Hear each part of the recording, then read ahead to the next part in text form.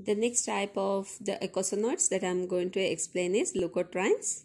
So already I told leuco because it is usually obtained from the leukocytes. Because of that it is known as leukotrienes. Trienes normally indicates 3 bonds. That is especially 3 double bonds.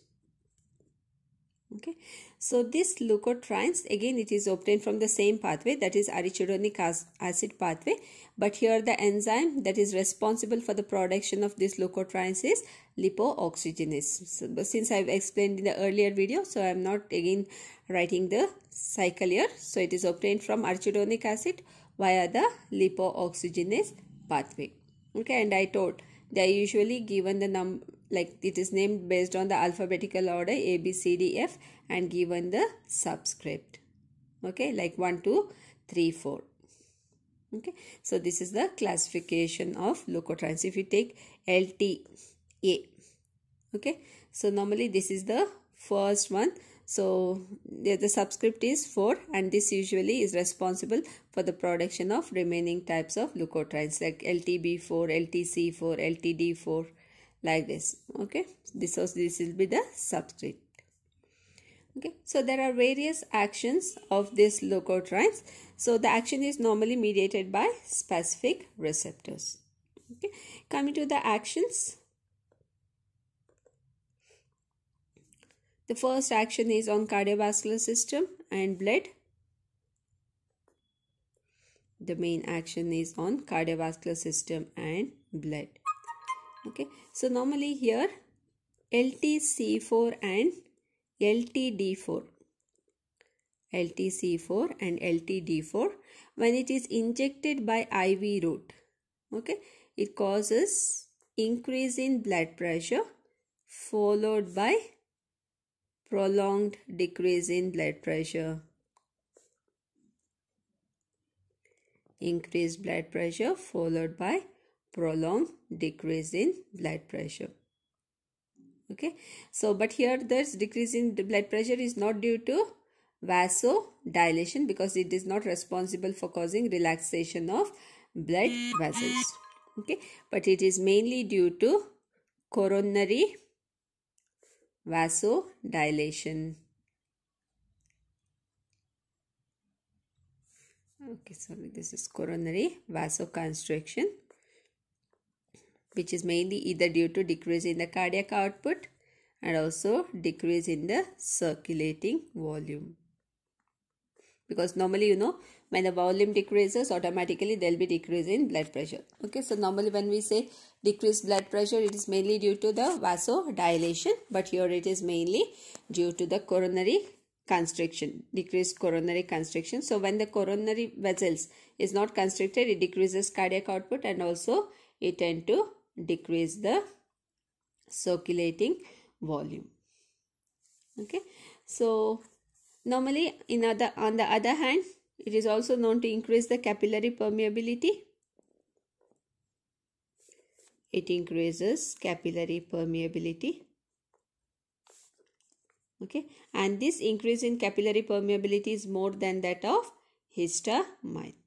Okay, so this capillary permeability normally leads to edema. Okay, and LTB4, the other type of leukotrienes, this is normally called as chemotactic. Chemotactic. Okay, so since it is chemotactic, especially for the cells like monocytes and neutrophils,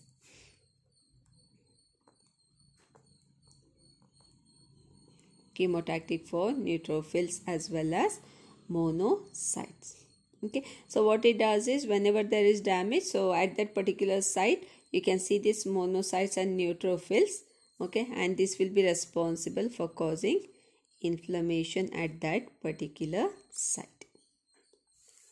Okay, so that is normally mediated by LTB4.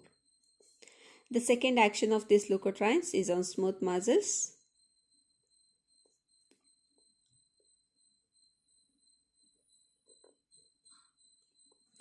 Action is on smooth muscles. Okay, so normally LTB4 and C4.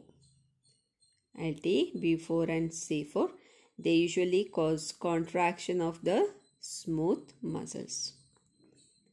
Okay, so what happens is it causes bronchoconstriction because in the respiratory tract there is presence of smooth muscles, especially at the site of bronchioles. Okay, and it also causes contraction of GIT. Okay, so normally this contraction of GIT is seen usually at the low concentration. Okay, on the other hand, it increases the mucus secretion in the airways.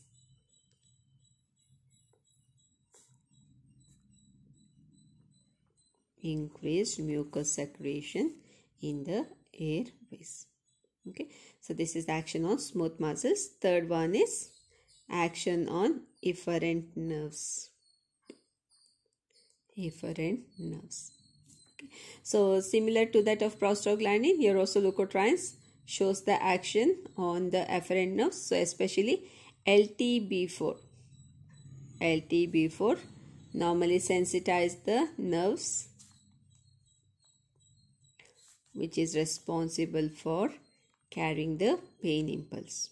Okay, so what happens is that normally leads to pain. Okay, so these are the various actions that is normally mediated by these leukotrienes. Okay, so in simple to say, these leukotrienes are normally involved to play an important role in inflammation, especially like condition like rheumatoid arthritis, psoriasis or ulcerative colitis. Okay, and already I told it is also acts on the bronchial smooth muscles, causes contraction of bronchial smooth muscles, where it is most commonly seen in asthmatic patients. Okay, so usually the action of these drugs, especially leukotrienes, are normally blocked by leukotriene antagonist. It is blocked by leukotriene antagonist. Okay, so what happens is these drugs usually block the leukotriene receptors. Montelukast, zafirlukast, okay, pranlukast. These are the drugs that usually inhibit the leukotriene receptor. So what happens is bronchoconstriction is relieved, so there will be dilation of bronchial smooth muscles, blood vessel dilation will occur. So normally what happens is these drugs can be normally used in combination along with the bronchial asthmatic drugs. Okay, but usually the studies say that you should not give these drugs along with the steroids. Okay, so this is regarding leukotrienes.